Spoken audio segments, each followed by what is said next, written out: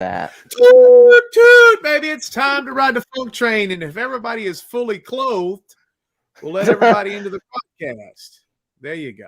Oh, Tracy's got clothes on now. Good. Happy Thanksgiving, I've had everybody. clothes on the entire freaking time. Well, you should have been ready. We've been ready to get going the whole time. You kept kicking me out of the dang show. No. Well, you're like nuts to you in the green room. There's a reason for that, and we'll talk about it in a few minutes. But you're also showing some sort of... I got a TENS unit on my belly. Is that to give you abs? Yeah, I got 6-pack abs thanks to science. All right. Now you just got to get an ab. Science always disappoints me. Well, I'm working on that. All right. Well, happy Thanksgiving, everybody. As you can see, we've got Rookie here, Body by the Star, Tracy, Travis Draven, and look, the hottest redhead in Arkansas, 17 years in a running. It is Kirby. Kirby. Well, hello. Oh, the old redheads, Big Luke's kryptonite. Damn it. Well, hey, Kirby. Hey, girl. She's my kryptonite is not women wearing crocheted wizard hats, but Tracy is also a very adorable person sometimes. Well, I got two things I'm gonna do this this podcast. This is Tinkle's Dynamite Cinnamon Moonshine and almond eggnog. Yeah, it's gross. So drink up if you got them. We're gonna see if it's gross or not. But it's a holiday season. Where did you hear about doing this? Mixing? Well, I figured cinnamon, eggnog. Why not? You figured that? Yeah, man. I'm going to see you drink it. It looks disgusting, or it sounds disgusting. It looks weird because the almond milk doesn't mix in with the alcohol, so it kind of looks like tequila sunrise.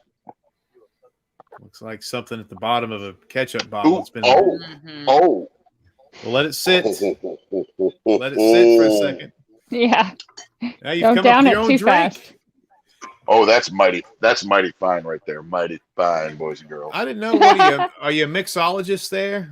I used to make my own concoctions when I was a kid for my neighbor, for my mom and dad's friends to come over. Like I'd put milk and Sprite and tea together, and they never would drink it. And then you dip your balls in it. How wasn't that funny then? I was probably more mature then than I am now. Yeah. Big Nasty's in the house. And also, I have, just because Travis Graves, not Travis Draven, who's joining us today, doesn't like deviled eggs, I'm going to eat a dozen deviled eggs while we're on this podcast. God almighty. So he's getting. You're getting. I don't even live anywhere near you. You're getting in shape for Camp Smokey. It sounds like. Dude, I sure am. Look at this beard. Yeah, the beard isn't going to hide that effing gut. Are you sure? I am, because I saw some video of what we shot down in South Carolina a couple weeks ago, and I am fat as a tick too. I got to start doing sit-ups. I got to get me a TENS machine. You need a TENS unit. Abs. Yeah. Of course, it'd make it bigger, I would guess. No, it doesn't. That's what she said. Well, oh God. Me and Mikey, to prepare for Camp Smokey, are going to Michael Leach. We're doing carnivore for the first 3 months of the year and lifting weights. But Mikey won't be able to make the movie because the time we shoot it, he's going to be 7 feet tall and it won't make sense. We're going to have to fake it. We're going to have to hire something.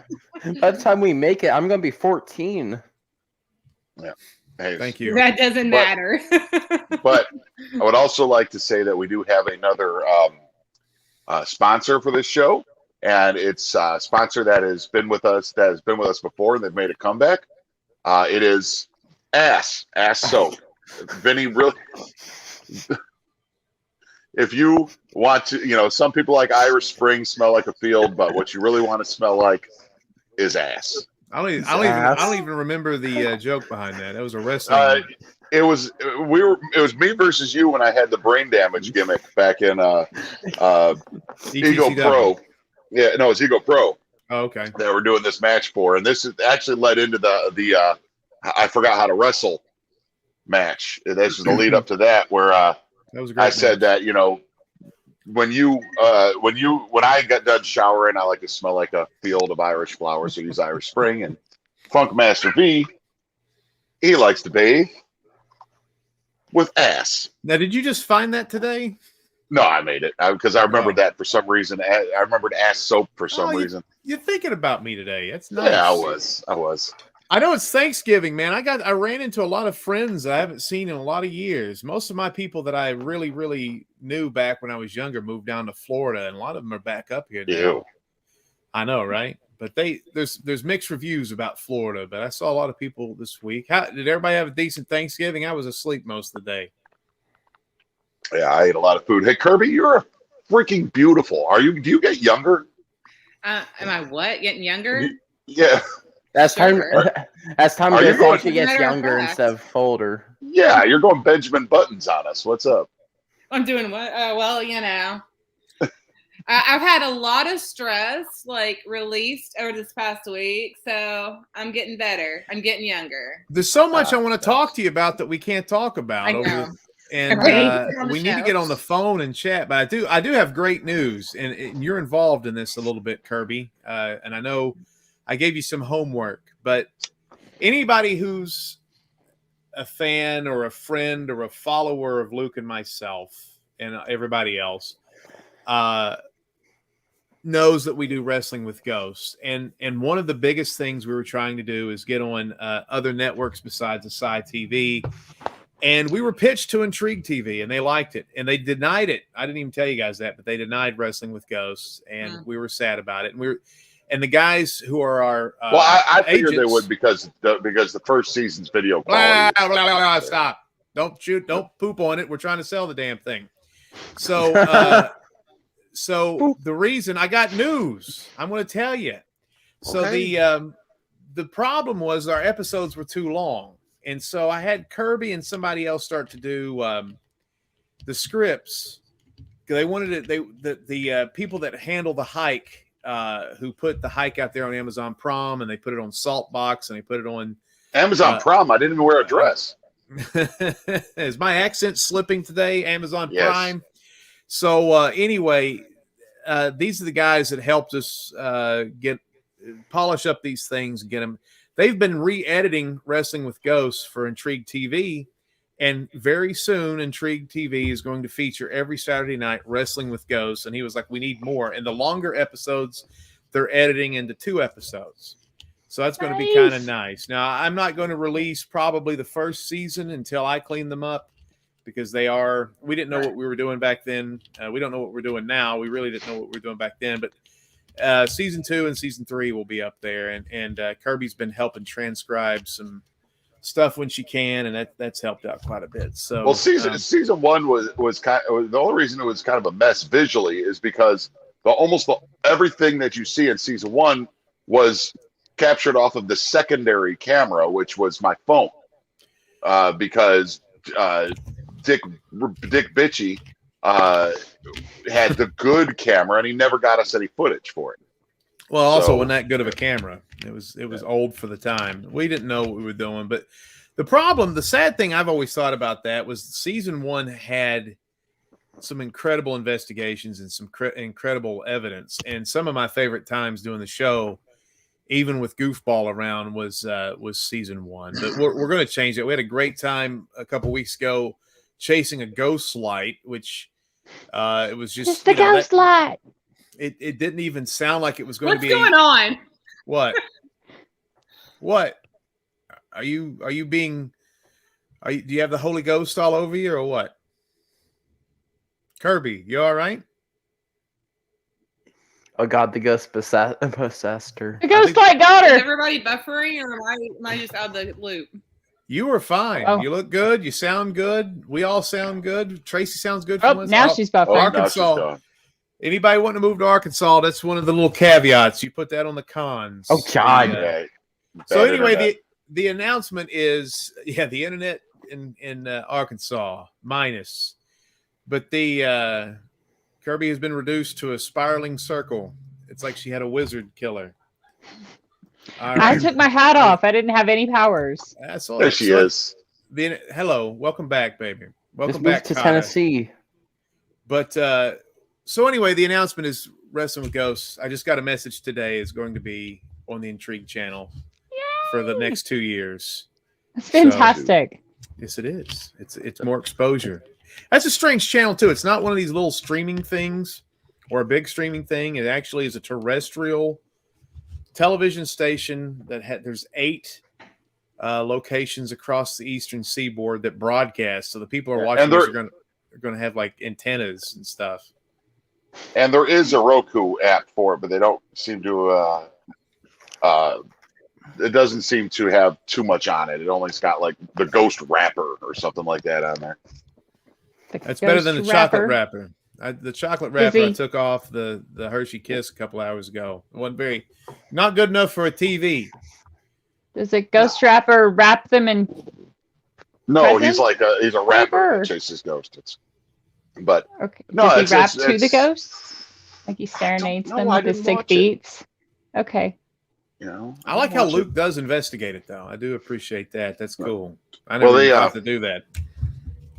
The bad news is I've got 7 hours worth of music to play tomorrow. Why? You're gonna blow your throat out. Yeah, I'm outside, and it's supposed to be 42 degrees for a high tomorrow. I'm outside from 1 to 5, and then I'm inside at Pucker's. But I want to make money. I like money, so. Well, you're gonna have to. You know how to do this. You just need to get all your friends up there to cut into your time. That's what I'm doing, and then I've got this. I've got this really cool loop pedal for that. It loops, I can play a rhythm in the guitar and loop it over and over, and I'll just solo for 2 or 3 hours. Because I don't see too many people sitting outside to listen to live music from 1 to 5. Just hook up your on iPod. Black Friday. On Black Friday. Just take an old iPod out there and act like you're singing the whole time. Yeah, that's why I need to record. Me come out here and sing. That's why I need to record some of my gigs. I need to record some of my gigs so I can just put that audio up and stand there and pretend like I'm playing if there's nobody out there. Did you see what happened to Tiffany this week? Speaking of Tiffany? which. Oh, that singer Tiffany? Yeah, from the Malls. You remember that Kirby, don't you, Kirby? Yeah. What happened to Tiffany? Tiffany got up on stage, and I'm not kidding. Now, Tiffany, and I'm not going to fat shame nobody, but Tiffany is older. I don't know how old she is. She's probably a little older than us. Yeah. And she has a gut that looks like she's about to have about 70,000 spiders burst out of there any moment. But that's not the biggest problem. Because that's what life happens, So I'm not going to shame her for that. But she got up there and she couldn't sing. She blew her throat out. And she started telling the Tiffany fans to go fuck themselves. And so she perfect. And then when she said, I'm gonna sing this song right, and then she starts going, I wish you loved now. I swear to God, it sounds just like that. Oh hell. And so she gets on the next day and she said she had a panic attack. That trick did not have a panic attack. She was out of her mind on something. I mean, that's all that, because any sober person would be like, hey, I sound like butthole. I got to figure something else out, And who follows Tiffany in the year 2021? Her only hit was a cover song to begin with. Yeah. And but I will tell you that she was probably one of the leading factors, the spearhead of my redhead thing. Well, I'm sure. And that was a badass song she did too, though. I mean, that song was a hit for a long time. It's a cover. It's not even her song. So it's like, I just want to know what it's like. I know, but it's like, if you have a hit and it's the one song people care about and you didn't even write it, how does that feel? Well, right. And the money still spends. Like Elvis never wrote a song in his life. That's not true, is it? Yeah. Elvis never wrote a song. He got writing credits on one song, which was Heartbreak Hotel, because he changed one word. Mm. Wow, he should have done that for all of them. He would have made a lot more money. He just changed one word on each song. Now, but the thing about Elvis is he was an excellent performer, and he had more than one hit. And it's one thing to have people writing for you, like a team of people writing for you. and knowing what you can pull off. It's another thing just to go cop a cover tune. I just think it's different. But anyway, I'm not hating on Tiffany. I hope she makes $1 million. I actually looked it up. The internet says that she's worth $4 million, but the internet also says Big and Funky Productions is worth $1 million. So if I can kind of adjust those numbers, she's probably worth about exposure. In exposure bucks, she's worth about $76,000 if we use that mathematical. Yeah, we're worth $1 million in exposure bucks.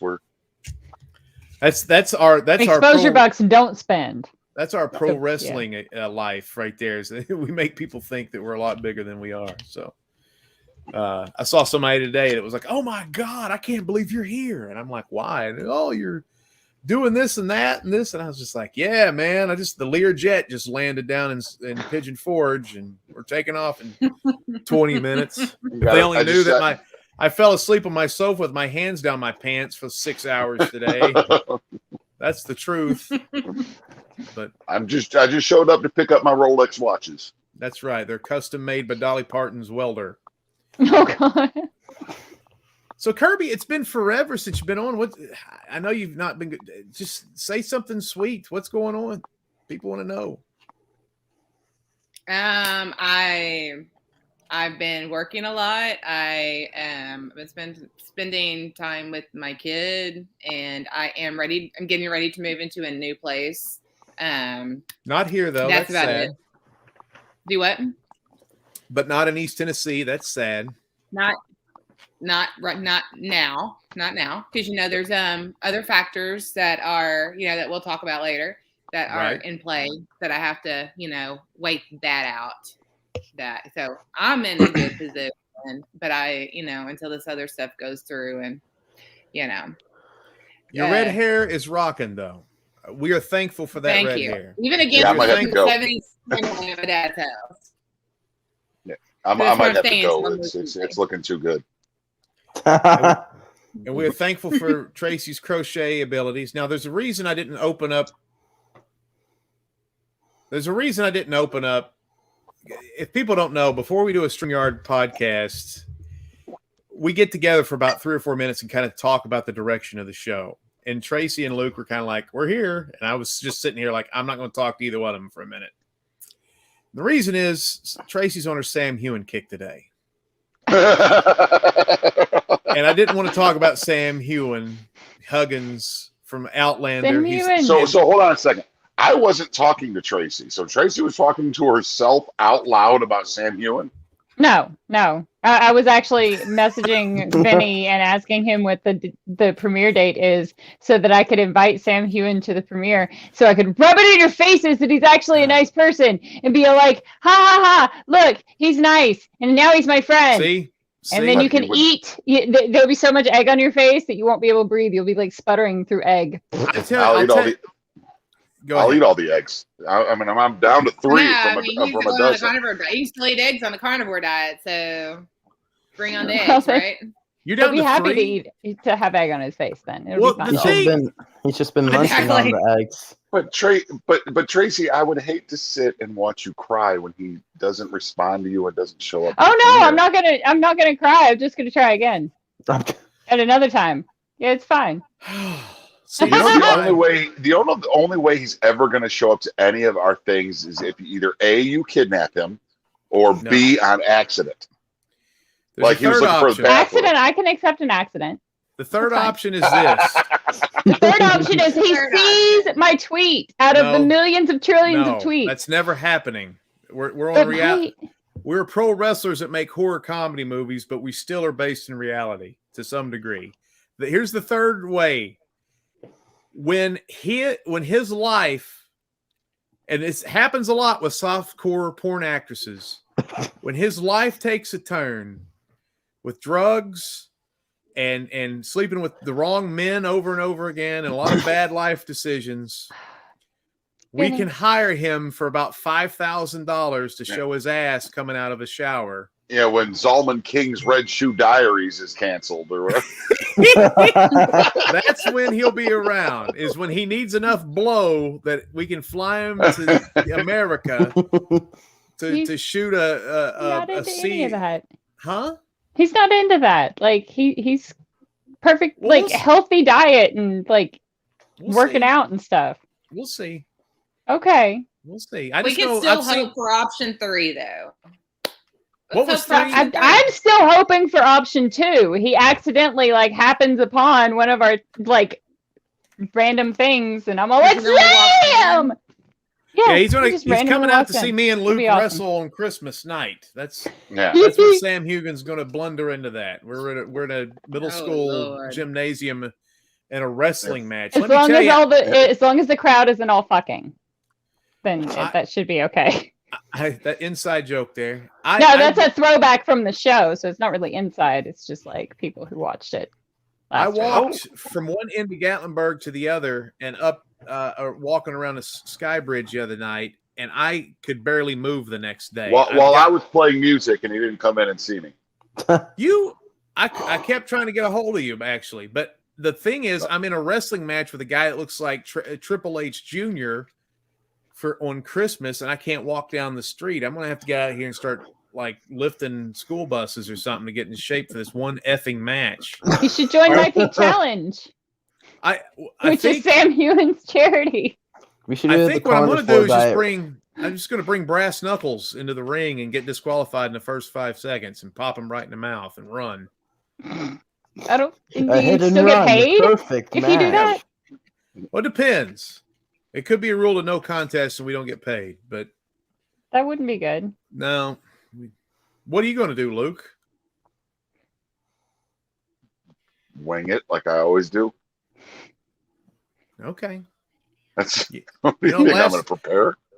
I wrestled a 15-minute match with Hack a month ago, and it was fine until the mask he had me wear. Yeah, well, this is Mick O'Malley and Scott Savage, man. They do less than we do.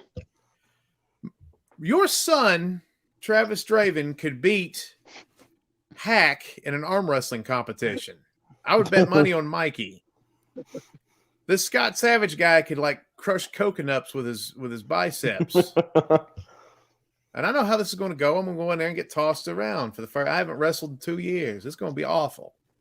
I'll go in there and I'll take the heat. And I got to shave my back. You know how the hardest thing to do in life. Well, that's why you get a wife. I don't like her. I just have to shave my back. It's the only reason to get married. Hey, Dad, is that why you have Mom? Yes. The only reason to get married is back maintenance. That's it. Back maintenance. I mean, it makes sense. Yeah. Because if a woman can deal with shaving your back, she can deal with any other shit you give her, including shit. When you get to that age where you can't, but there's an old wives' tale, but there's an old truth in marriage that after you hit so many years, the woman just doesn't want to have sex with the man anymore, and that's the reason. It's because she has to shave your back. Okay. I mean, once you shave a man's back, that's the old. Did you say it was the old wives' tale? Was that? Yeah, the old wives' tale. No, it's a truth of marriage, and that's the reason why. Universal truth. Because a woman wants who wants to sleep with a man that had to shave his back. It does affect things. I will say that. Yeah. Like if you had a wife with a bunch of zits and she wanted you to pop them, that would hurt things. But you gotta compartmentalize that stuff. What will be worse is if the woman could actually see the face that the man is making while this is going on. It's just pure shame, and just there's tears. There's just. Well, we have a lot of mirrors in our bathroom, so she sees it all. She sees all the facial expressions. And like the first time you ask a woman to shave your back, it's not the first time you've thought about it. It's like asking her to do some weird like butt stuff in bed. It's like you have to think of certain ways to say it for years before you finally go, all right, look. I don't think it's the same. No, and it's also to do the second thing you just said. You just slip it in and then just apologize later. I didn't mean that to happen. For permission. What happened? It's awfully weird, wasn't it? Why'd you yell like that? That was funny. But we have stories. We got a child here. You're drinking with it. I just realized we have an infant over here. It's Well, me. still, I'm we're gonna That get is canceled. not an infant you have over here. He's 6'4". He's not an infant. No. You know what sucks about us is we're gonna get to a certain level with our celebrity. I just got a message the other day about how insensitive the hike is to indigenous people. Dude, Again? okay, look. Yes. I saw a woman, a woman, she's probably 23 years old, railing that Hawkeye is insensitive to Jews because it's about Christmas. Calm down, Mikey. Hawkeye? No, she went for half an hour because Hawkeye is about Christmas time, and there's Jewish people that watch it who don't celebrate Christmas. So it's not inclusive and anti-Semitic. Well, So I no matter guarantee what we say or do, somebody's going to be that guy. I guarantee you she's not a Oh, Jew. yeah. I guarantee you she's a regular just white person. She's not a Jew. Well, when I saw no, she's a white person. But when I saw that, that's when I went on I did a two-paragraph post about the death of fun.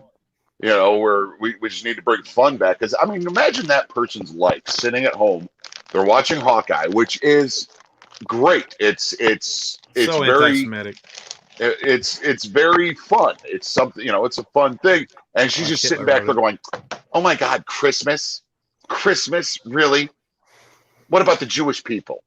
What about And you just... like Kwanzaa and like all the other like Yule and everything? Why don't we just throw in every religion? It's just there's so many assholes. And What about there's You're atheists? welcome to make Where- your own where does it movies. stop? I'm not going to object. I mean, who's But objecting to It's them? just, but I started. I mean, her opinion didn't affect me, but sitting back thinking about what her life must be like profoundly affected me today. Right. Because I'm like, how unfun must this person be? She's like, sits down and separates the salt and pepper shakers on a table because it's racist or something. Like everything in her life has got to be just the worst, just terrible. Do you not separate the salt and the pepper? No, I'm talking about the shakers. So Oh, you the would cowboy. think, I missed that. you would think this liberal would not want the white shaker and the black shaker to be next to each other. No, she doesn't want that because then that goes against the segregation that the left is pushing right now.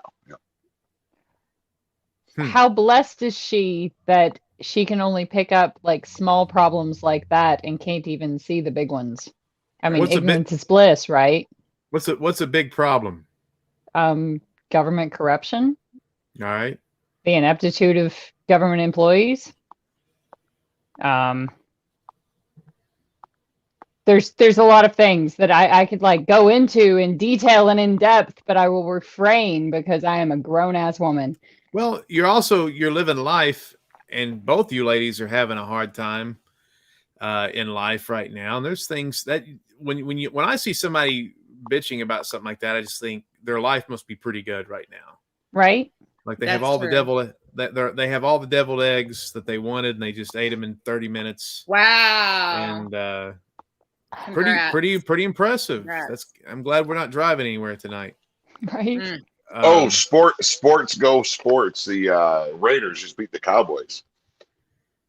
I don't know if any of you guys just saw the post I made about Cowboys fans, and because Cowboys fans are like the easiest targets on the planet. Cowboys fans are the just simple targets because they get so mad if you say anything about the Cowboys. They're just like, you're a hater. And none of them live in Dallas, mind you. All the real Cowboys. Yeah. Well, finish your point. Well, almost all the Dallas Cowboy fans are women between 30 to 41 or 30 to 45 that had a Dallas Cowboys starter jacket or jersey back in the 90s. And that's why they're Dallas Cowboy fans. I know people like that. I'm a fan because I have the hat. Yeah, everybody said that was back then, every girl wore a Dallas Cowboys thing for some unknown damn reason. Well, they were good. But their fans are so easy to troll. And like nobody hates the Cowboys. I'm sure there's some people that hate the Cowboys, but what's so much fun is just making, just saying something about their fans, because their fans can't just be like, oh, we won. They have to be like, how about them boys? Suck it, haters. And you're like, how about you just say, hey, good job, we won. Well, why you have to suck at haters? Real Cowboys fans are like Jets fans. They haven't had anything to talk about in 15 years, 20 years. I mean, it's been a long time coming, babies. So they're just kind of the people that get angry. I don't understand. I don't know what the vitriol is towards the Cowboys at this point. It's kind of like Michael Leach is in here. It's kind of like the Patriots now. Everybody loves to see the Patriots lose because they've been so good for so long, and they've cheated. Well, I do respect Patriots fans that are still Patriots fans right now.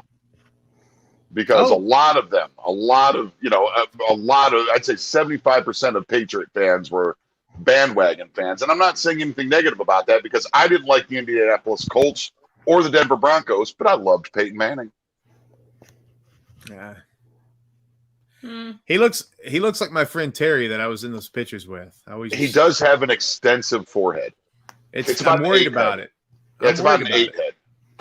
I'm worried about him. I feel like he's turning into a supervillain, and like his brain's getting so big that he'll be able to see numbers and start to, alter time and create vortexes like the Hadron Collider. Brandon Bishop's in the hizzy, and he says he's coming to Gatlinburg in a few days. Oh man, he's going to come through, and I'm playing music somewhere from sure, so he can come hang out. Well, where, Brandon? Tell us what you're going to come in for. I don't even know why you're coming into town. But we do have an event coming up, and I don't have the time, but it's going to be the week after Christmas. We're going to premiere WJHC in Pigeon Forge, Tennessee, the first official premiere of the movie. The movie this weekend will be over 66% done, is what I'm vying on. And so far, and I've told Luke the skeleton of the movie. Yeah, the skeleton of the movie. Yeah. But it'll get done pretty quick. It's going pretty fast. And we learned a lot about audio, so that should make things a lot easier. I don't know if we learned a lot, but the shoot was a lot easier than the hike was. I remember, I think Kirby was the one that told me. She said the reason the hike took so long is because she remembered me complaining about the damn audio with all the wind and the motorcycles and the noises. And I learned a lot. I learned a lot about editing audio. And there's a lot of tricks you can do to kind of, it's amazing. You can actually have that fart noise into the mic that happens and you can actually remove that through graphic equalizer. It's not optimal, but there's some spots I saved with it. Still haven't figured out how to make ADR sound wonderful, but we're going to work on that too, this movie. But I was worried about it with Luke. I've talked to Luke. I said, man, I don't know how good this movie's going to be, but man, what I've seen so far. Oh, just a little bit I've seen. Tracy and Travis. Tracy. Jesus Christ, y'all. And Sheena. We haven't gotten to Kirby yet, and there's a lot of people. We haven't gotten to a lot of the church people yet. I'm not there in that movie. But your friend, Kirby, the Amy Hell that plays Sister Christian, Jesus, there needs to be, like, if we had a lot of money and this thing was being put out there, there would need to be a Sister Christian offshoot movie. She is so fun. She's hysterical. She's absolutely a hysterical person. But so anyway, it's going to premiere. It's going to be a midnight showing, so everybody would be off work, I would imagine. It's going to be after Christmas, and we're going to have a big old time, and everybody that's involved in the movie can get to come in for free, and we will be selling tickets to the general public that want to see it before it gets released on Amazon and everywhere else. And that's what I said is I think that what we should do is do when we submit it to Amazon, do it took 2 months from the time we submitted the hike until the time they put it up on Amazon. I think in that meantime, if people want to do an early watch, we put it on OnlyFans and charge $2. Well, Mikey, it's not for porn, Mikey. Well, it's it's all of our feet. It's just going to be the movie from the point of view of our feet, naked feet. And for some reason, the reason we did that is because we dipped all of our feet in honey and walked around just for the OnlyFans release. Yeah. So that totally happened. It's absolutely a thing. Definitely will for sure happen now. That's exact. I think that was a good idea. And even if we only get 100 views or whatnot, it doesn't matter. It's more money that we've made with the hike so far because we're in the red for that movie. Pardon me. Hello, I'm your father drinking on Thanksgiving. But we're still in the red for the hike, so this will be a way to get a little bit money back or whatever. And but I'm excited, and I can't wait. And so what's happened to me is I was really apprehensive of editing this movie, and now I'm like, I can't wait for people to see this movie. I want to start making Camp Smokey like next month. I know that's not what we're going to do, but speaking, Brandon is in the chat room. Early part of the year, we're going to film Evil Tacos, which is not going to be a Big and Funky Productions movie. It's going to be a Brandon Bishop movie, but it is going to star me and Luke and probably the Big and Funky gang. It's going to be a real camp movie about tacos and how clerks at a taco truck. Yeah. Well, it's also evil. It's going to be a lot of murder, so Evil. you include that too. Hey, so hey Spoiler man, alert. I want to talk to you guys right now about something. Oh, gracious. I was thinking. I watched. If you guys didn't watch it, it's pretty good. I was watching the first 2 episodes of The Wheel of Time last week on Amazon Prime, and the genesis of that is this wizard chick comes in, and there's 4 different people, and she says, "Hey, one of you is the chosen one. Let's get out. All 4 of you. Let's go." So, okay, 4 people. Now this is going somewhere. So I'm just glad that she put her wizard hat on. I was hoping she would. Yeah. Yes.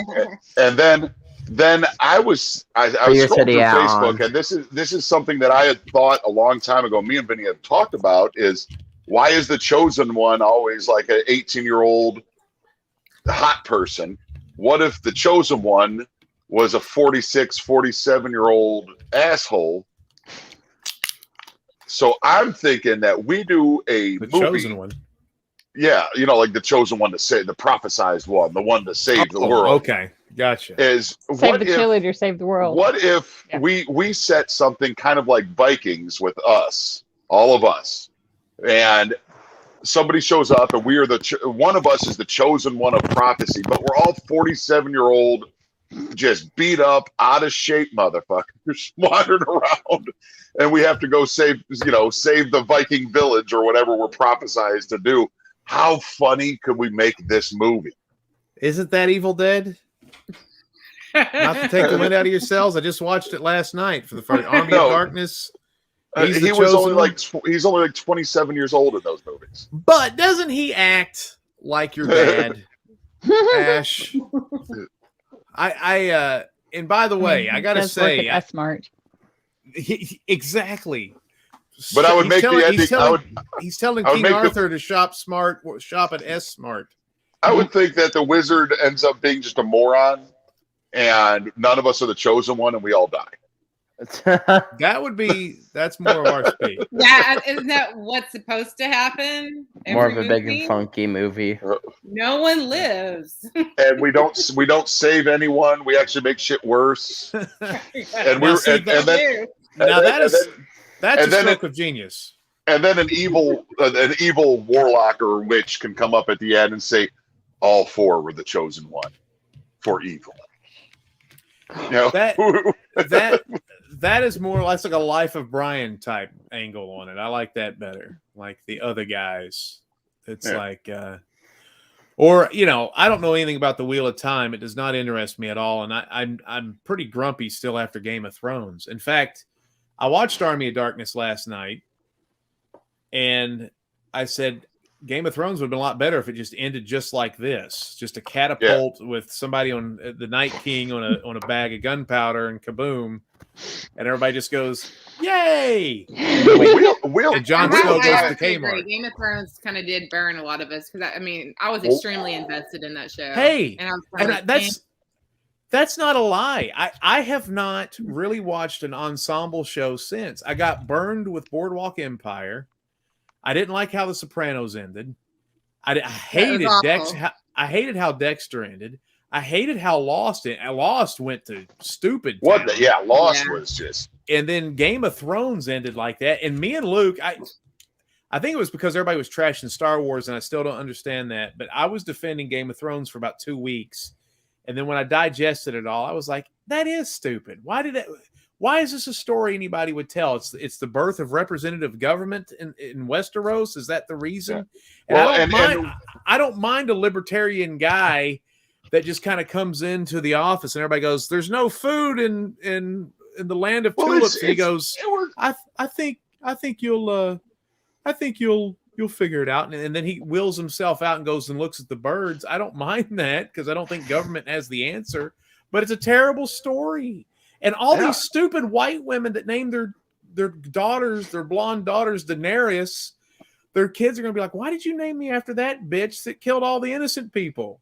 Well, the thing is, like, that ending made almost everything that if you try to rewatch a series like I did, like things now don't make any sense because they don't matter. Like, why does it matter that Jon Snow was brought back from the dead? Why does it matter? Why does little cute chick go off and become a faceless murderer? It didn't end up meaning anything in the end. Macy Williams. She did kill the Night King. Yeah, but she ran up behind him and stabbed him out of nowhere. It had nothing to do with any of her training. But you can barely see it. The lighting was so terrible. Yeah. It was really bad. You barely see her do it. And listen, and Kirby brought up another point.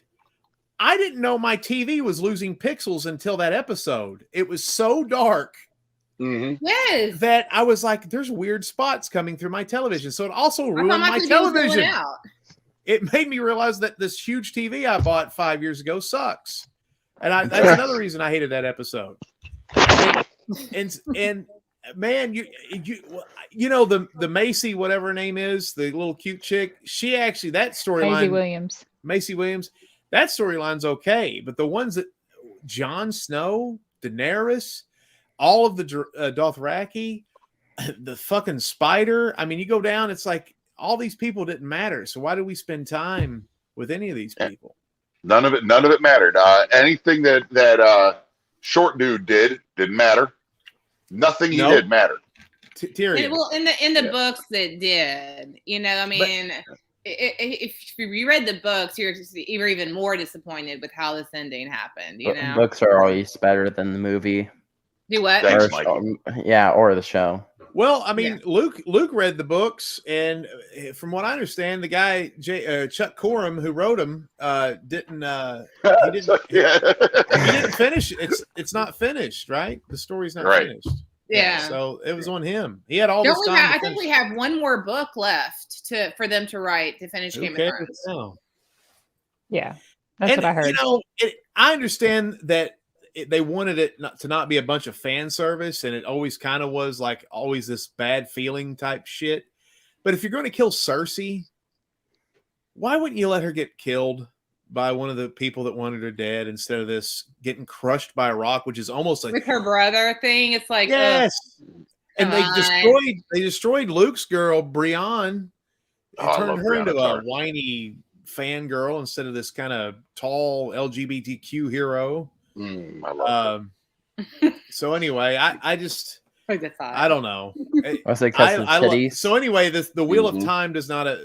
The only series of movies and shows that has not disappointed me constantly is the MCU. I know that's not cool to say, but for 22 movies and all these spin-off shows, for them to have so few misses. Eternals was a fucking miss. Yeah, it wasn't bad. I haven't seen it yet. But that's okay. Yet either. I mean, Thor 2 sucked. Yeah. Well, Eternals was basically like, hey, let's just there. It was going through the motions. There was nothing exciting about it at all. Well, I'm worried Ghostbusters. Right. But I'm worried about that. But also you can kind of, because it's like you lost Iron Man, who Robbie Downey Jr. is very charismatic. And you lost Chris Evans, and then the Hulk's gone, and then Scarlett Johansson's gone. Well, I mean, but he's not the same. He's not an Avenger, I guess, right? I mean, he's not. But well, he's going to be one of the masterminds behind it, one of the Illuminati. But I will tell you that MCU, man, they've had shit movies this year, man. I was disappointed with Shang-Chi, even though I liked it. I was disappointed in it. I liked it. Black Widow was dumb. Eternals was I liked it, but it was dumb. And Eternals was very bland. And but man, their TV series have just fucking killed it. All of them are great. WandaVision was great. Everybody was worried about how it started, and I was like, dude, just give it time. And you don't need everything to be the same, like WandaVision was a different flavor. And my favorite, which isn't Luke's favorite, but my favorite was the Winter Soldier and Captain Falcon one. I thought it was really good. I dug it. But Loki just killed everything. Yeah, Loki was very good. Not only was good as Winter Soldier, but it was good. But I do think they're going to open this Pandora's box with the multiverse. It sounds like what happens to Lost with all the time traveling bullshit and all these other shows. Here's the thing I noticed. Like they're having all this multiverse stuff happening. Okay, they've got the Doctor Strange multiverse movie, the Far From Home multiverse movie. Well, the movie that's on, or the show that's on right now, Hawkeye, takes place a year after all these events that are happening in Far From Home and Multiverse of Madness, and there's no ill effects on the world. So I have a feeling the multiverse thing is going to pretty much kind of end for a while, at least for a while. If it's a chapter, in my soul, I feel like it's a bunch of cats escaping a pillowcase, and it's just about to get crazy everywhere. But if they can curb it, because that's what the TVA was supposed to do anyways, keep all that shit in check. So if they can curb it and it goes back to normal, I think they're going to wrap it up with the next Ant-Man movie. Well, that's weird. Don't you think they need to have like an Avengers multiverse movie, and then that would be a major. That would be a major. Well, like I said, Hawkeye takes place a year after Spider-Man and Doctor Strange, and there's no multiverse effects on that TV show whatsoever. We might be seeing something in a multiple universe, though. But I'll tell you, the chick that plays young Hawkeye, she's amazing. Oh, she's great. Well, that's good. I'm glad. I liked Black Widow's kid sister. I thought she was cute too. Yeah. Let some of these girls run with this stuff now. Yep. Well, you got to have the right. You got to have the right girls. The girls that were in. The girls and the guys that were in Eternals, forgettable, nothing. Who cares? Who cares? Characters. Well, who's in it? Angelina Jolie. Yeah, she was probably the best character because she was fucked up. And Rob Stark was in it, right? Yeah, he plays Icarus. He's pretty much the second lead in the movie. But like Kit Harington's in it playing, and he's in it for 5 minutes. I thought he was a major part of the movie. He's in it for 5 minutes. He knows nothing. Jon Snow. Kind of like Nathan Fillion in Suicide Squad 2. I was like, hey, Nathan Fillion's going to be in this. And then I was like, is he dead already? Oh, my God. I don't want to cut you off, Tracy, but the thing about the Eternals that I hated the most was how they took Sam Hewins and they tackled him from behind and just anally raped him on screen for 17 straight minutes while he was crying and blood was everywhere. It was terrible. I hated it. I thought, I hope Tracy never watches this movie. No, that's an awful thing to describe. I know. Well, I didn't get into all the gory blood and the poop everywhere. Stop, man. Yeah. On the subject of MCU, the only one that I was actually surprised that actually went well is Shang-Chi. Yeah, Mike loved it. Oh, I thought it was good. Yeah, I love the pop culture references. Yeah. Well, what I didn't like about it is just that it's like the character that Awkwafina played was basically Darcy. It was Asian Darcy, and that good. She did there was no difference in the characters. But what I'll say is what I think was cool about the Eternals. You're saying it's getting formulatic a little bit. Yeah. Yeah. But the last thing Rob Stark said to Jon Snow is, the next time I see you, you'll be in black. And when they ran into each other on screen in Eternals, he's Kit Harington's character is the Black Knight. So he was. That's kind of cool how that kind of came back around from Game of Thrones into the Marvel universe. That is cool. I wonder if that was on purpose. I would say it was. We've talked about the secret messages in movies. Like I like Episode 7 of Star Wars. The first line of the movie is things are going to get a lot better from here on out. And in mine and Luke's opinion, at least, we love the last trilogy. I don't know what everybody else is smoking. I don't know what else you want from a Star Wars movie. And we're not going to say it's as good as The Mandalorian, but they're not as bad as people said. We lived through the damn prequels. That was horrifying. That was like watching either your Lord and Savior or your mom getting beaten with a stick every time they released a movie. That was horrible. I'm still laughing from when our cousins came over and like 30 minutes before they came over, Dad's just like, yeah, because he was watching the end of The Mandalorian. Yeah. And I partied on when Luke Skywalker showed up, man. I flipped out. Oh, and you had company? You had company, you didn't know what was going on? I was like, that's fucking Luke Skywalker. Holy shit. I'm up here dancing around. Everyone's like, what's wrong with you? Dude, I like watching the reaction videos of the fanboys and the fangirls watching Luke Skywalker show up, and they're just like, but dude, as soon as I felt smart because as soon as I saw the X-Wing, I knew who it was because he's the only Jedi that would fly an X-Wing. Well, I take that back. I thought it was a pilot until he got off, and then I was like, oh my god, it's Luke Skywalker. He's the only Jedi that was a pilot. Like that. To me, as soon as I saw it, I was like, "That's Luke." No, there's no way. It was one of those that there's no way they'd do that. I thought they did a nice job because they had. You remember that one part of the season where they were on the ice planet and they had the ice spiders and they had the cops and the X-Wing show up. They were kind of like the state troopers or something. I was like, yeah, are those just a couple state troopers showing up? But as soon as he got out, I was like, that's Luke, man. And all the young people didn't have any idea. They were like, is it Saigon Swoo? Is it Anakuna Renew? All these people from the damn cartoons and shit I don't know about. But Flinky? Is it right? Is it but Boutros? Boutros Ghali? We're talking all this nerd shit with girls on here, man. We gotta come. Well, it's better than talking about all the gross stuff we normally talk about. So we got. So I'll say this: we only got a few minutes. So happy Thanksgiving! Anybody's watching this still through the whole thing? I know a lot of people are lonely. That you see through a lot of people like Happy Thanksgiving, and there's a lot of happiness. There's also a lot of sadness in the holidays. So if you feel like hurting yourself or you feel lost, hey, it's just a season in time. It sucks. I'm normally on late on social media. If you want to talk anytime, I'll talk. I won't get invasive. I used to be a counselor. Kirby, I offended Kirby with that because she didn't know I was charging her when she was talking to me. But no, I will talk to you. I'll talk to you, and I'm sure any of us will with Big and Funky Productions if you need a friend to talk to during the night. I've done that several times. I don't mind doing it because I know what it's like to live through life.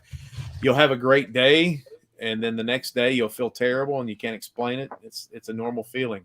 I have a hard time with holidays. I don't like holidays.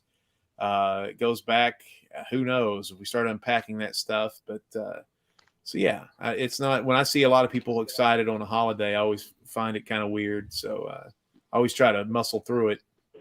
I try to be the other side of that because it's the no fun principle is I just try to – I know there's people out there that are miserable. There's people out there, but I can't – the only thing I can do is try to make them happy.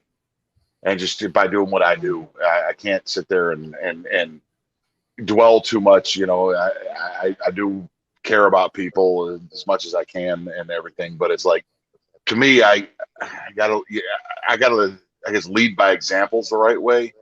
Put it as like, look, man, you could do your thing if you just do your thing. Instead of, I know people don't have families and that sucks. I really don't have a family either, except for, Mikey and Jenny and Lori. But like my dad messaged me today and asked me about a dog house and shit. It's like, because you built one? Yeah. So he wanted you to build him one? No, he was like, do you have any, I didn't do it right because I didn't put hay down, so he had to go out and get hay. And I've never seen a doghouse with hay, but okay. It keeps them warm. Okay, good. Well, that sounds whatever. But no, I mean, I feel bad for everybody, but it's like I can't bring myself down too much thinking about the plight of other people. Well, I can. That's one of my gifts, and that's one of the things that me and Luke do. I think with this is anybody that's a broken soldier can get on the train, and you can be our friend and help us make stuff, or you can help create some of the magic that we try to create, or you can just live vicariously. I know there's a lot of people send me a message occasionally and be like, I lived through you guys, or I never knew people could do this type of thing. I just thought people go to work and, go to church and that's it. What? And I spent my whole time as a cop trying to help people. And I basically, from what I found when I was broken and a walking zombie, nobody gave a shit about me. So everything I did for people, they took it and moved on. So there's nothing I could do. It kind of stopped me from really trying to help people unless I really, really know them or care about them. I can't just help. It's hard for me to help people that I don't know anymore because it's just I got so burned after the police thing. And that's true. Sometimes ministries are short-term type things, man. You do things for people, and then sometimes you run out of the juice, and you gotta wait until you get filled back up. You can't. The way to go out there. The way to put it is, I had on my phone, I had like a legion of people that I helped out, and they came to me for advice and everything, and if I could do, what I could do for them. And I'd get 50 messages a day from different people. Hey, Luke, this, okay, can you talk to me about this? Hey, this and that and the other thing. And the day I stopped being a cop, no messages. Like that was, I found out that that's all I was good for to people, was to help get them out of trouble or give them legal advice. So, well, I mean, I don't know where I am is I understand what human beings are to a certain degree, and I understand that they're incredibly selfish, and I can still exist and give advice and talk to people who are hurting through the holidays, because I realize people are hurting, and I'm strong, and I can help people out. I can give a little bit of myself to people, and I don't mind. And I've at my age, I have a pretty good gauge of if I'm giving too much or if I'm taking from people here, I cut it off. But please don't hit me up for money. That happens all the time. I'm not as rich as I purport. I'm a pro wrestler. I'm supposed to sound like I'm rich. I'm not really rich. But as far as advice or talking to you when you don't feel good and shit like that, or maybe doing a favor once in a blue moon, I don't care to help out with people. But I think what me and you do, Luke, is like I was saying before, there are people who are like, I didn't know you could just go and do something. I thought you had to know something or have a job or have an agent. And you can just go do it. I used to date this girl that went to college for 4 years to be an accountant. And I dated her right as she got her first job out of college as an accountant. And she said, I learned more in the first week of being an accountant than I did going to school for an accountant for 4 years. Yep. And that, to me, that's kind of how we got to live life now. I mean, all these kids making TikTok videos and YouTube stuff, they're better filmmakers than most filmmakers that went to school because they just do it.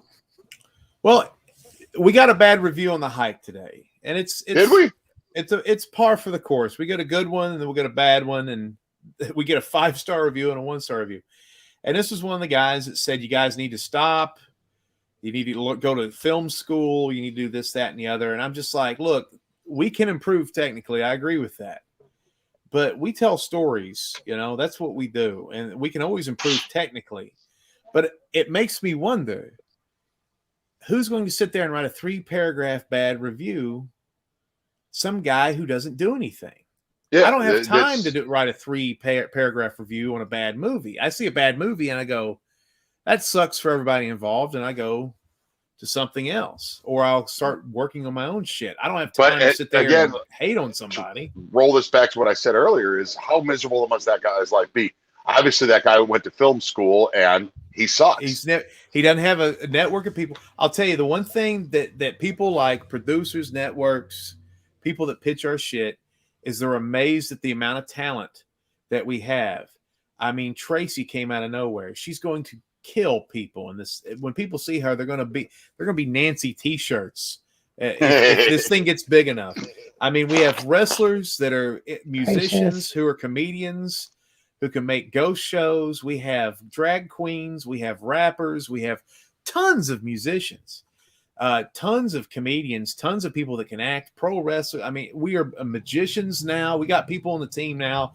It's unbelievable. We could start our own little Gatlinburg-esque colony and just do a bunch of nightly shows with just the big and funky production people. I mean, it's amazing. And it's because I think we have created a milieu of acceptance, and we've never been snobs, me and you, Luke. There are people that don't like us, but we're open arms for everybody. And I think that pours over into real life too. And that's what we want. You know, we want everybody to feel welcome and stuff. And occasionally, yes, I will fuck up and I'll promise a part and I forget about it. It's an honest mistake. People have gotten mad at me for certain things with casting and stuff. And I honestly, if I've told you I'm going to do something, I meant it. And if I didn't do it, I messed up. I never sat there and was like, oh my God, that guy sucks. I don't want him around. But, you know, we just try to be cool, man, and have a lot of fun. And that's, I am thankful. We'll end with this, and you can, whoever wants to retort, but I'm thankful for you guys. I'm thankful for everybody. This last movie had 80-something actors in it, and most of them did not get paid. The ones we paid were strangers, and it's particular people we needed, like Pat Riley coming out of Nashville. We needed a guy that looked like Mills Lane for the referee part. But anybody else that we could shoehorn into anything else, you know, come on and do it. You know, we're going to give you an opportunity. And by and large, most everybody killed it, except for Hack's friends. I don't know. Those people were crazy. There was a bunch of Melungeons or something. I don't know what happened. I need you to act surprised.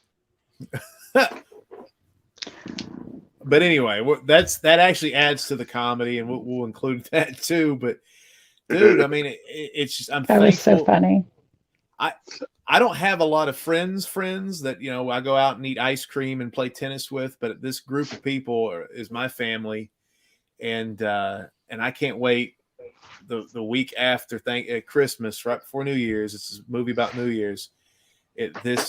Hopefully my Christmas gift to all you guys is editing this movie, and you guys all being like, wow, I can't believe we're a part of something. It's low budget, but it's going to be awesome. I really think it's going to be great. I think the tagline for Big and Funky Productions really needs to be the quote, you know, a little bit augmented quote from Harrison Ford of, hey, ain't that those kind of movies? You know, if you're out here looking for artistic beauty, go fuck yourself. It ain't those kind of movies. I think there's We're beauty. here to tell stories. We're not technically superior, and that's just one of those things. One day, maybe, you know, but it's got to be about money. So we're making movies that are these low budget comedies because we can afford to make those. Me and you can't afford to make a 9/11 reenactment story, or the story we want to make about Robert Smalls, or the stories we want to make about the Alamo with the new American Avengers, you know, with like Daniel Boone and Johnny Appleseed and John Henry and John Bowie and Sam Houston and Annie Oakley and all that. We can't make those yet. We'll get there. And that's the other thing Chip said. He says, if we keep putting these movies out that are campy and fun and people like them, and he, on his end, he's like, all these people love your movies and everything you've done so far. It's just eventually somebody's going to say, if we give these guys $500,000, what could they do? Could they turn this into, you know what? You know what we do with $500,000? Fuck, I don't know. Well, we could make like 10 movies for $500,000. I think for $500,000, I'd have to talk to somebody. I mean, seriously, I hope nobody's watching this with $500,000, but we could use that money. Don't get me wrong. But well, if somebody said, "Hey, man, you got $500,000 to make Camp Smokey," I'd be like, "Okay, I need like $10,000." Okay, you're not talking to anybody because we deserve to get reimbursed and paid for our work because there's a lot of sacrifice to what we do too. But I mean, there would be things. I mean, like I said to you on the phone, I think we need a gaffer. I think we need an expert with lighting. I think we need a cinematographer that's experienced with the appropriate, and a sound engineer with all the appropriate gear that we don't have. But after that, Luke, you, me, Amber, Tracy, Travis, and it goes down the list, Candy and Justin and all them. We don't need much else between the rest of us, man, because we know how to do a lot of this stuff now. We need some advice on certain things. We need more patience, I would think. We're not flawless. But dude, there are certain weaknesses we do need people in that will do the stupid shit that we don't need to be wasting our time with. That's what I said to you in that conversation. It's like, we don't need to have 9 jobs each. That, most of the time somebody has one job, and that's, we need to. I don't know if I want to get down to only having one job, because then I think I'd go crazy. But I definitely, there's certain things like I don't need to be worried about props when I've got 6 pages of dialogue to do on a screen that day too. I mean, we got to figure out how to. I don't need to worry about location scouts and rounding up talent and pacifying impatient actors who are volunteering time and trying to get the lights right. And neither do you, and neither does anybody else. We need to narrow down craft services from the Little Caesars. Yes. Well, I don't know. I do kind of like some of the things like the lighting and the cinematography stuff, but it's just I wouldn't like to do. I don't mind doing all that stuff while I'm directing, but when I'm acting, oh, it's terrible. Yeah, no. You gotta have I'll ask you, what do I need to do? Because when you're acting, you've got to push out all that shit. And that's one of the problems I've had too, is, I'm acting, but I'm also worried about Tracy, or I'm worried about Katie Gannon, or I'm worried about staying too late in the facility. I can't. You guys gave me shit a lot of times because, like, you didn't read the script. You don't know your lines right here.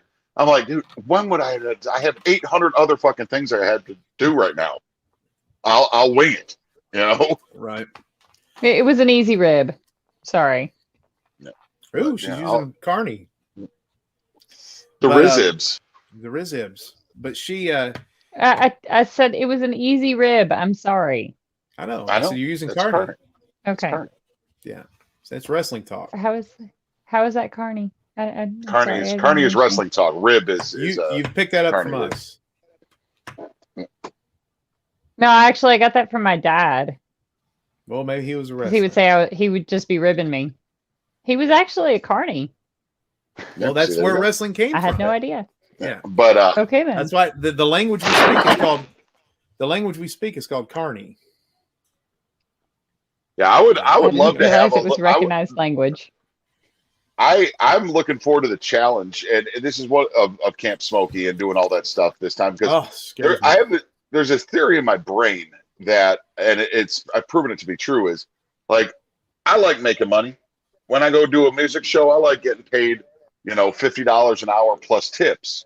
But I actually play a lot better when I'm playing like a very low budget, low paid show. Like if I'm paid, I will give you $50 to play for 3 hours, because I play better, because then I'm actually working for the tips.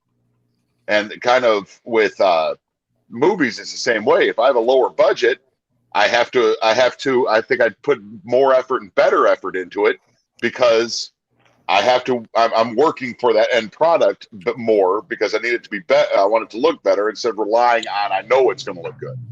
But it would be nice to get to the point where I know it's going to look good.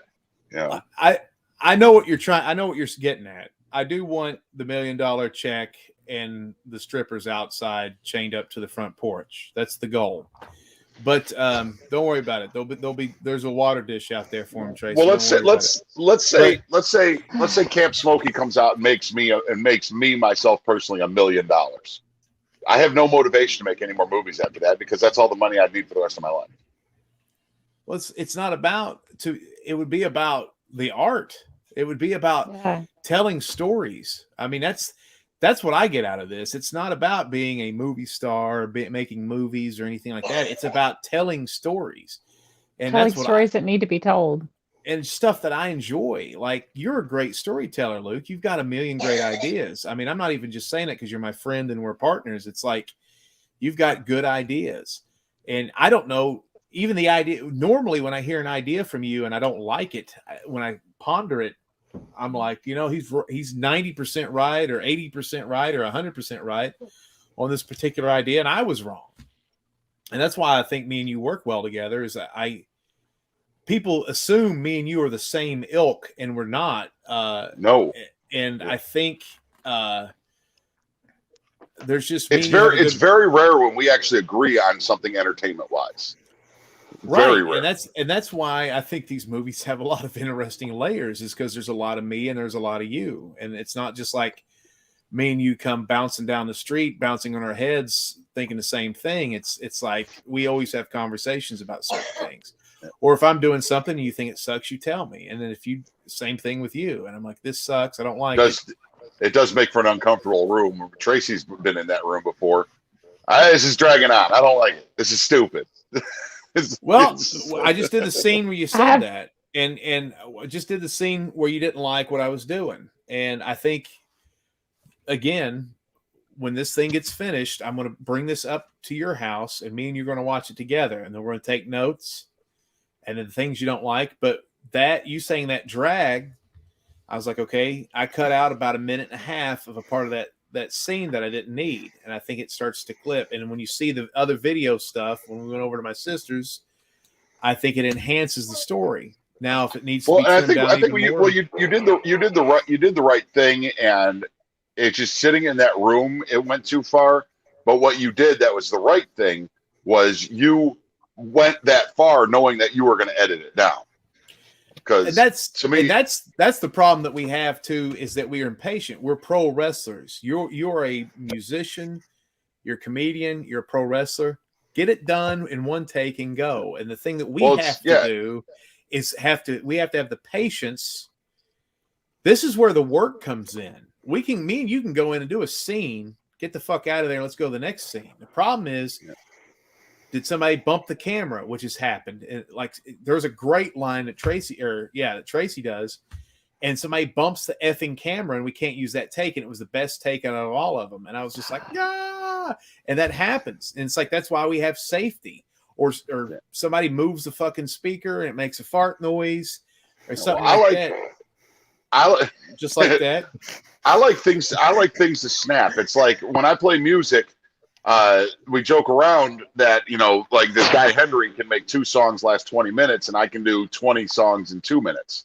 I don't like dead air between songs. It's kind of a radio thing where, like if you play a song and then you take a break for 1.5 minutes and drink a beer and it's silent. And I was like, no, you can't do that. Your job. Yeah. I don't like that. I like boom, boom, boom, boom, boom. Keep hitting them, keep hitting them, keep hitting them. But I've also learned, like watching this guy Henry, who is a fucking master. His breaks make sense. Like he'll that sounds just like wrestling. He'll say things. He'll make some jokes here and there. He'll do something in between, like while he's fidgeting with his PA system or doing stuff. He'll fill those gaps. Yeah. No wasted movement. And that's the thing. It's like wrestling. So these kids come out and they're like, I don't like the slow parts in wrestling. So they do move. But the art of wrestling is to slow it out and make everything mean something, drag it down without losing. And that takes time. And, but yeah, I understand what you're saying with that too. But like, here's the thing though, is that when we're together, we're having fun making movies. But to make great movies, we got to make a lot of safety shots, and that's not fun. So that's when the checks come in. It's like, well, I mean, I can tell. Let me tell you this: I can tell the scene where I'm talking about the Kiss band, the Kiss part of the movie. That was hugs. Yeah, that was killing all of us because we had to shoot it. It was a long monologue, and but we needed every shot, and we actually needed probably 2 more. Because there was a camera bump and a thing, but we made it works. We made it work, but that's where the work comes in. It's like, this is a funny dialogue. We're having great. You were great. Your facial expressions were great. But then we shot the Travis scene. Now we only did that 2 angles. That's all we did. We did it twice with 2 different angles, and it was perfect. And that was me. And me and Travis have worked together so much. And then you were so good, Tracy. That scene, the people that I've let see that, like, here's a taste of what this movie's going to be like. People, I get one response. That is hilarious, is what I've gotten from everybody. And that's what the crux of this movie feels like, is just this crazy group of people.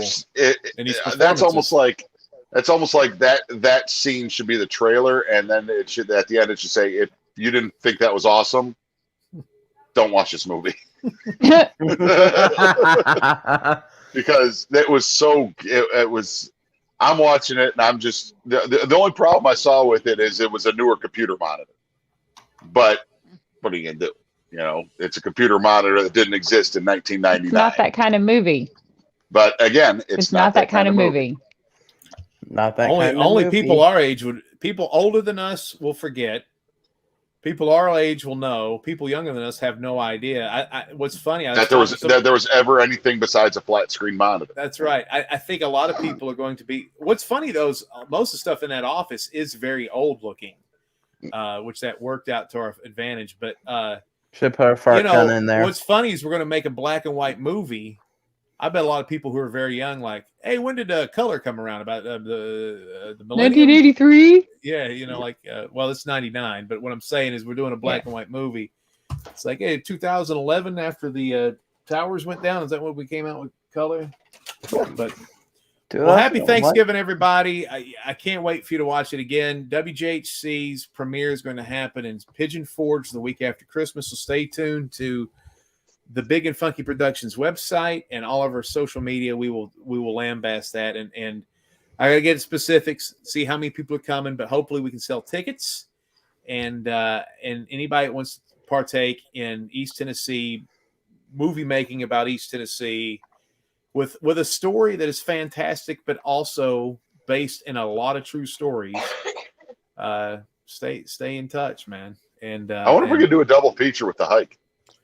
I don't think so. I think we're having a hard time getting the one. But that's the thing, though, is when me and you next year, of course, now that you're a fucking musician on the weekends, I don't know what we're going to do, but maybe I'll do it I could just have somebody else fill in. Well, I'm going to affect your pocketbook, but I want to go start doing double features, get Camp Smokey, then we'll do a triple feature tour. No, I mean, I could switch shows with people, move it around. Well, we'll do that then. But that's what I want to do, is start taking this thing around to small southern theaters.